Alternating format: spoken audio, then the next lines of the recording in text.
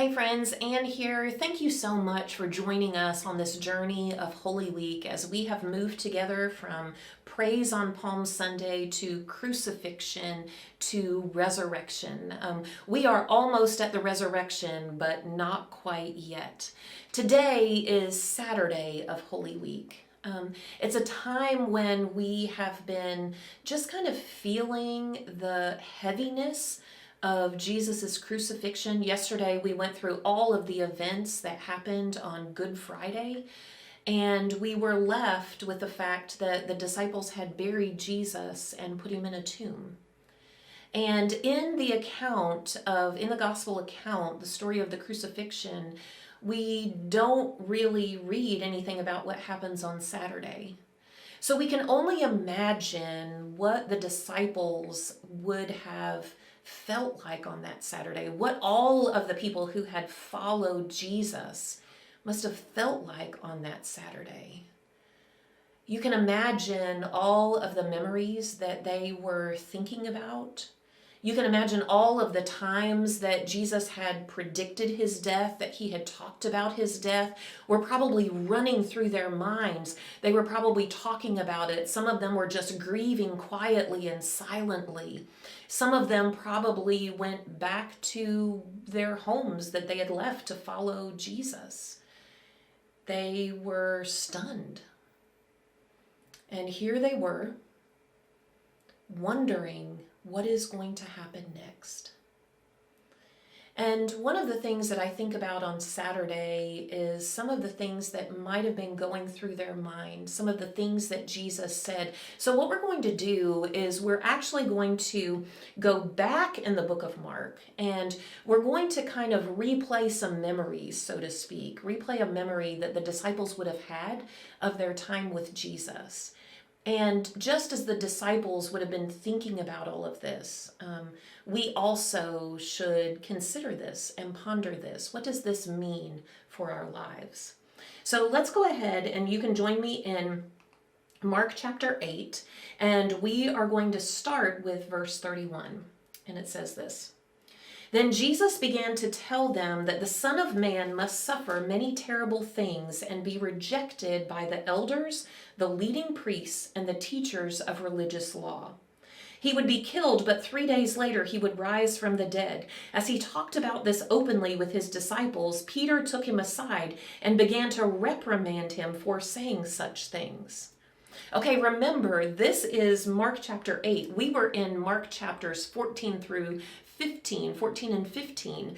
And here Jesus is telling them the very people who were going to arrest him, the very thing that was going to happen, and give them an indication that he was going to be dead for a while, but he would rise again.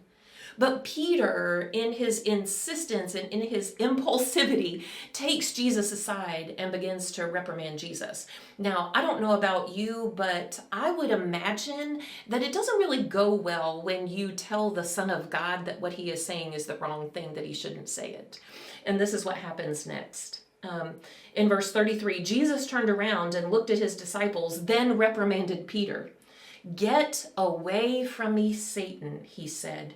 You are seeing things merely from a human point of view, not from God's. Then calling the crowd to join his disciples, he said, if anyone wants to be my follower, you must give up your own way, take up your cross, and follow me. If you try to hang on to your life, you will lose it.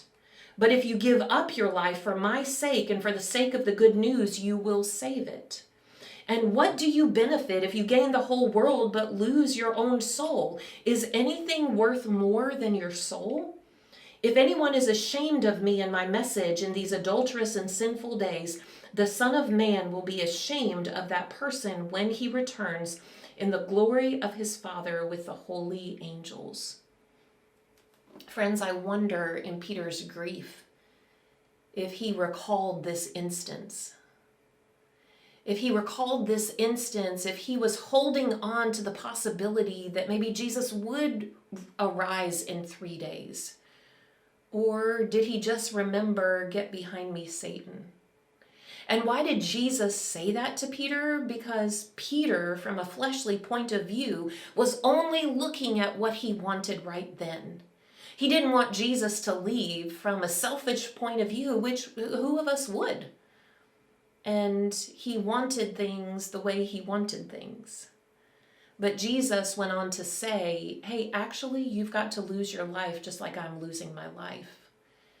If you are not willing to take up your own cross, and remember, this is before he was sentenced to death on the cross. If you are not willing to take up your own cross, then you will lose your soul. So today, as we sit with the grief of all that has been happening, and we just imagine with empathy, the grief of the disciples, the grief of Peter, I want us to stop for a moment and reflect. What about you? After walking with Jesus in Scripture through the last days of his life, are you ready to lose your life? Are you prepared to forget yourself, pick up your cross, and follow him? Spend some time in prayer, searching your heart today and empathizing with the depth of the disciples' grief. Are you willing to lose your life so that you can find new life in him? Friends, spend a little bit of time in prayer. Spend a little bit of time in reflection. And then join me for the next part of the story tomorrow on Easter Sunday.